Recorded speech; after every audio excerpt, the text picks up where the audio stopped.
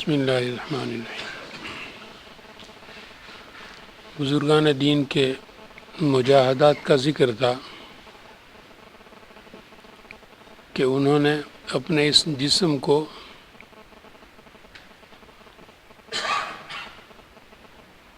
اپنا نہیں سمجھا، جس طرح کہ حافظ محمد علی خیر آبادی رحمۃ اللہ علیہ نے اپنے جسم کو بتایا کہ یہ کرائے کا ٹٹو، تو اور اسی طرح اس کو استعمال کیا ساری عمر، جیسے دوسرے اس سے کوئی تعلق ہی نہ ہو، رشتہ ہی نہ ہو۔ اور اس کی وجہ کل میں نے بتائی کہ یہ تو اگر اس طرح ہم نے اس کو استعمال نہیں کیا تو یہی ہمارے خلاف کل قیامت میں گواہ ہوں گے، ہاتھ پیر آنکھیں زبان ہر چیز۔ تو اس سے بچنے کا طریقہ ان حضرات نے یہی سوچا کہ اس کو تلاوت میں، ذکر میں، روزوں میں، عبادت الہی میں ہر وقت مصروف رکھا جائے، جتنا استعمال کیا جا سکے یہ کم ہے۔ اب ہم اپنے یہاں کے آج کل کے روزوں کو آپس میں کہتے ہیں کہ مجاہدے کے رمضان، لمبے روزے، تو یہ ناواقفیت پر مبنی ہے کہ ہم نے حالات پڑھے نہیں بزرگوں کے، کہ یہ تو صرف ایک آدھ گھنٹے کا، ایک دو گھنٹے کا اضافہ ہو گیا، ورنہ ہمارا دسترخوان تو اسی طرح ہے، کھانا پینا پہلے سے بھی زیادہ ہے۔ یہ تو وہ حضرات کے جنہوں نے ساری عمر روزے رکھے، جیسے ہمارے والد صاحب کے پیر صاحب کو بتایا کہ صائم الدہر دے، ساری عمر روزے۔ جیسے زین زکریہ انصاری رحمۃ اللہ علیہ کا بتایا کہ 24 گھنٹے میں ایک ہی وقت ہوتا تھا کہ اب پیٹ میں کچھ ڈالنا چاہیے آدھی رات کو، تو وہ کوڑے پر سے تربوز کے پھینکے ہوئے چھلکے لے کر اس میں سے دھو کر جو حصہ ملا اس ڈال لیا پیٹ میں۔ جس طرح یہ کوڑے پر سے تربوز کے چھلکے اٹھا کر کھایا کرتے تھے، سال ہا سال ساری مصر کی زندگی، جب تک پڑھتے رہے یہی حال رہا۔ تو یہی حال حضرت شاہ عبد القدوس صاحب گنگوئی رحمۃ اللہ علیہ کا بتایا گیا ہے، جو 7ویں 8ویں پشت پر حضرت گنگوئی رحمۃ اللہ علیہ کے جد امجد ہیں۔ آپ کے متعلق لکھا ہے کہ ساری عمر ایک ہی کرتا پہنتے رہے، ساری عمر۔ یہ ہم سوچ سکتے ہیں، مجھے یاد نہیں کہ میں نے ہوش سنبھالا اس وقت سے اپنے بدن پر پیون دیکھا ہو، ایک پیون۔ یہی ہر شخص کا حال ہوگا۔ ہم کس منہ سے ہم کہہ سکتے ہیں، نام لے سکتے ہیں کہ ہمارے بزرگ یا ہمارے صحابہ، ہمارے امیر المومنین حضرت عمر رضی اللہ عنہ، ساری دنیا ان کے زیر نگی، قیصر و کسریٰ تھراتے ہیں ان کا نام سن کر، ان کا آدمی پہنچتا ہے تو کام جاتے ہیں، اور وہ بیت المقدس پہنچتے ہیں تو 1 درجن پیون، 1 درجن سے زیادہ، 17 تک بیان کیے گئے، 17 پیون۔ تو حضرت شاہ عبد القدوس صاحب گنگوئی رحمۃ اللہ علیہ نے ساری عمر ایک ہی کرتا، تو ظاہر ہے کہ وہ تو کپڑا ہے، پھٹ جائے گا۔ تو جہاں کہیں دیکھا کہ پھٹ گیا تو اس کے لیے گلیوں میں چکر لگاتے، جیسے زین زکریہ انصاری گلیوں میں چکر لگا کر تربوز کے چھلکے اکٹھے کرتے تھے، تو یہ حضرت شاہ عبد القدوس صاحب گنگوئی رحمۃ اللہ علیہ گلیوں میں چکر لگا کر چیتھڑے اکٹھے کرتے تھے، کپڑے کا کوئی ٹکڑا مل جائے جو کسی نے پھینکا ہو تو اس کو گھر پر لاتے، پاک کرتے، صاف کرتے، سکھاتے اور اس کا پیون لگاتے، اور اس طرح کر کے ساری عمر یہ ایک ہی کرتا۔ اور یہ سنی سنائی عام کہانیاں نہیں ہیں.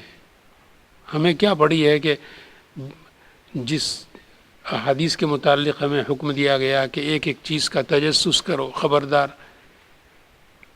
اگر تم نے کوئی غلط حدیث بیان کر دی تو فَلْيَتَبَوَّأْ مَقْعَدَهُ مِنَ النَّارِ. تو یہ درس ہمیں دیا گیا ہے. تو ان بزرگوں کے متعلق ہم کیسے واہی تواہی قصے آپ کو سناتے رہیں گے اور اپنی آخرت برباد کریں گے، اپنے لیے جہنم تیار کریں گے؟ کیا پڑی؟ ان کا نام روشن ہوگا، ہمیں کیا ملے گا؟ یہ تو سچے واقعات ہیں. خود حضرت گنگوئی قدس سرہ اپنے جد امجد کے قصے بیان فرماتے تھے. اس سے تذکرۃ الرشید میں یہ ان کے متعلق لکھا ہے کہ ان کے جسم پر ساری عمر ایک ہی کرتا. جیسا میں نے عرض کیا کہ یہ بزرگوں کے حالات بیان کرنے میں مبالغہ اس کو قرار دیا جاتا ہے. وہ ناواقفیت، جہالت ہے. انہوں نے سمجھا نہیں کہ بزرگ ہوتے کیا ہیں. اب جس نے کبھی ساری عمر میں ایک دفعہ کوشش نہ کی ہو کہ میں ایک دفعہ قرآن شریف پڑھ سکتا ہوں یا نہیں، تو اسے کیسے یقین آئے گا کہ ساری عمر کے لیے ابن القاسم مالکی پڑھا کرتے تھے 2 قرآن شریف؟ اسے کیسے یقین آئے گا؟ اسی لیے جب یہ مرض لگ جاتا ہے تو بڑھتا ہے. پھر پہلے انکار پیدا ہوتا ہے، تنقید پیدا ہوتی ہے، اور آگے بڑھ کر ہمارے سمدھی حضرت مولانا یعقوب دیسائی صاحب رحمۃ اللہ علیہ ہندوستان تشریف لے گئے تھے ایکسیڈنٹ سے پہلے. تو وہاں سے تشریف لائے تو مجھے ایک دل خراش قصہ سنایا. دماغ چکرا جاتا ہے. کہنے لگے کہ مدرسہ فلاح دارین میں انگلینڈ کے ایک صاحب علم، ایک شخص کو صاحب علم سمجھ کر ان کو مدرسے میں بطور مہمان دعوت دی گئی. جس طرح آنے والے کو یہاں دارالعلوم والے بتاتے ہیں کہ یہ ہماری دارالحدیث، یہ حفظ کی کلاس ہیں، یہ اسکول. تو کہتے ہیں انہیں بتانے لگے. بتاتے ہوئے جب حفظ کی کلاسوں میں پہنچے کہ یہ ہمارے پاس 8-10 یہ کلاسیں ہیں، ایک ایک کلاس میں اتنے طلباء ہیں، تو کہتے ہیں گھوم پھر کر دیکھ کر وہ کہنے لگے کیوں تم ان کا اس طرح وقت ضائع کرتے ہو؟ تو یہ انکار پیدا ہوتا ہے.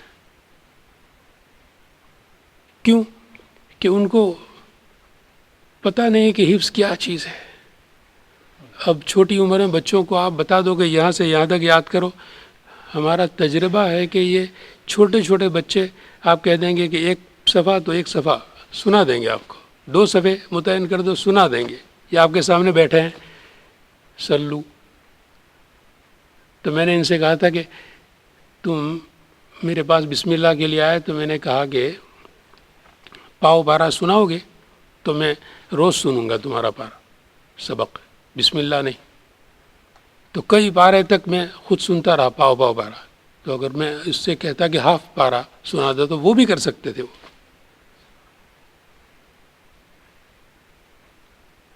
تو یہ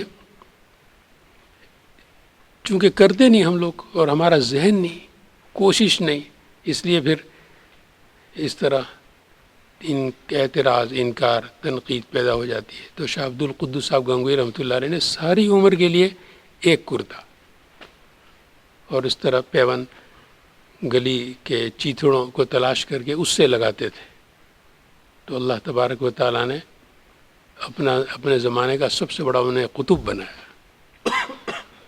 بڑی بڑی کرامتیں ان کی. سنایا تھا ایک دفعہ کہ یہ جو تعویذات اور عملیات اور جناتوں کی تسخیر کی دنیا ہے، اس کے سب سے بڑے امام غوث گوالیار کے، ان کی بڑی کتابیں مشہور.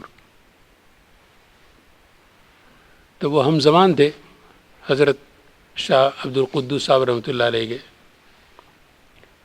تو حضرت شاہ عبد القدوس صاحب رحمۃ اللہ علیہ کا معمول کیا تھا؟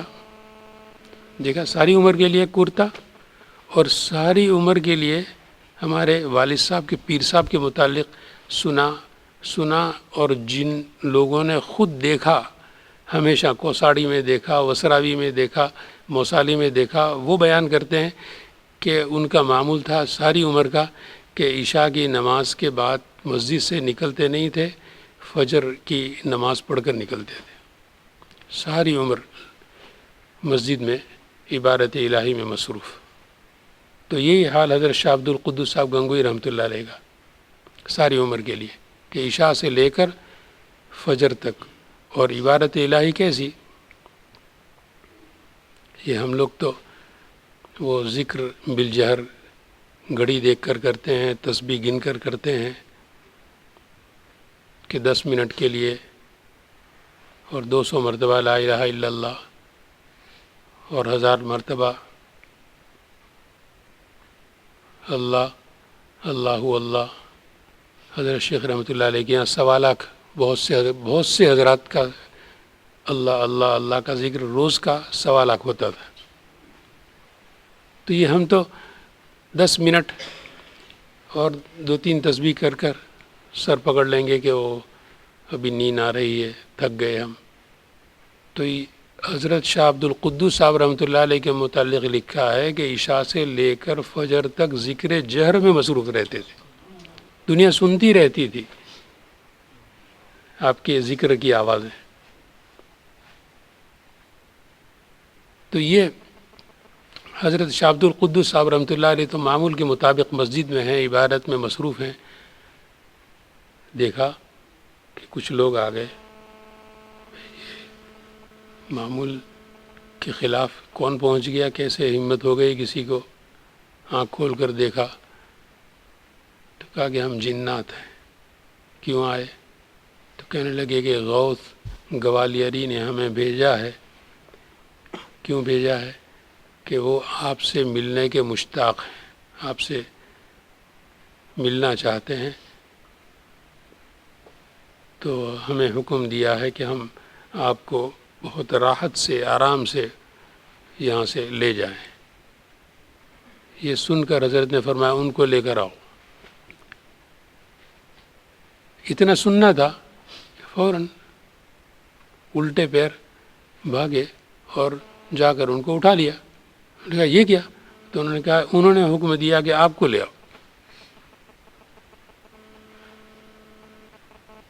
تو انہوں نے کہا بھئی یہ آپ تو ہمارے مسخر ہو، تابع ہو، اور اتنے عرصے تک اتنی محبت سے، پیار سے ہمارے ساتھ تم رہے، اور یہ حکم عدولی یہ کیسی؟ تو کہنے لگے کہ ان کے مقابلے میں آپ کا حکم ہم نہیں مان سکتے.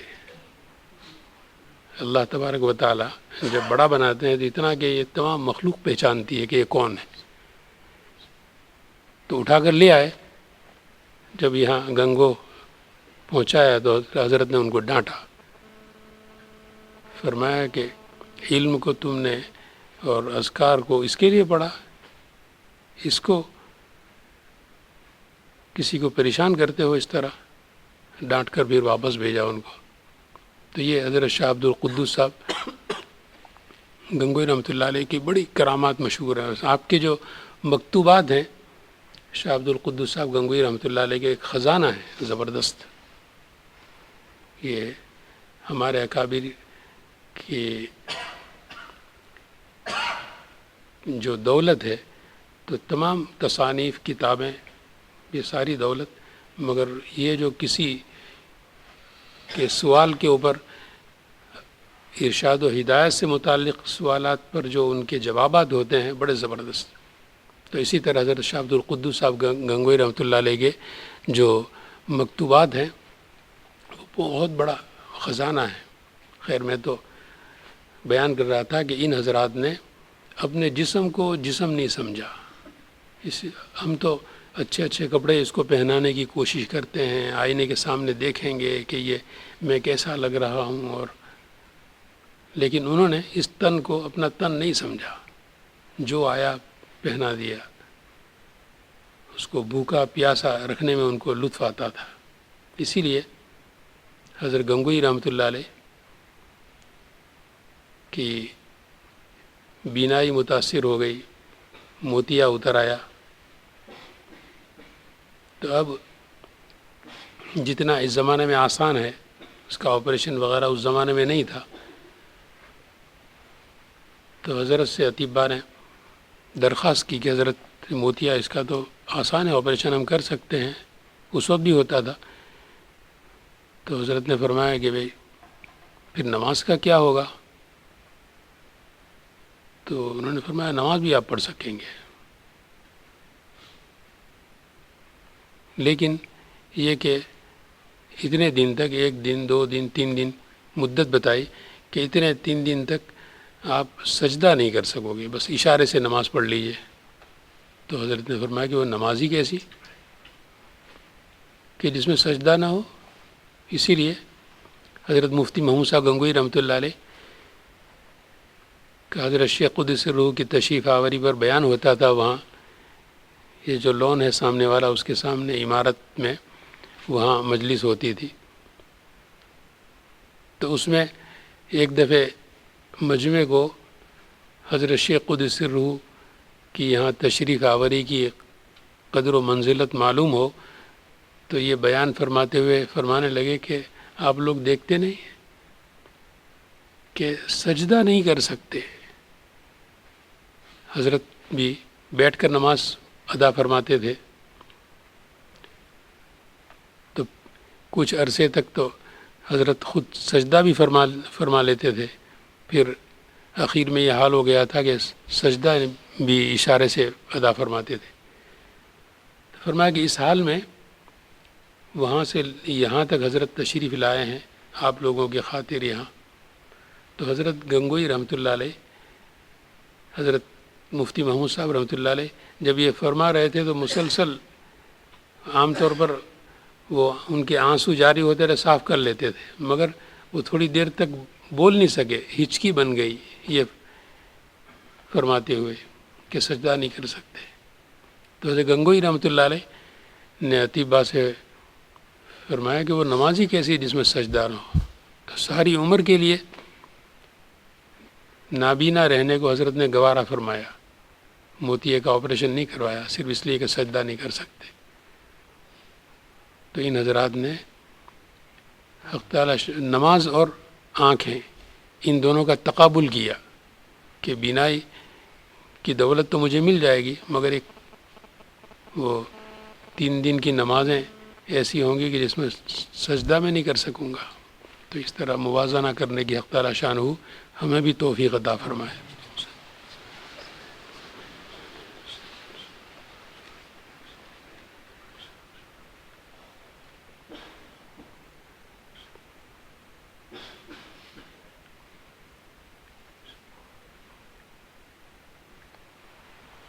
صلی اللہ تعالیٰ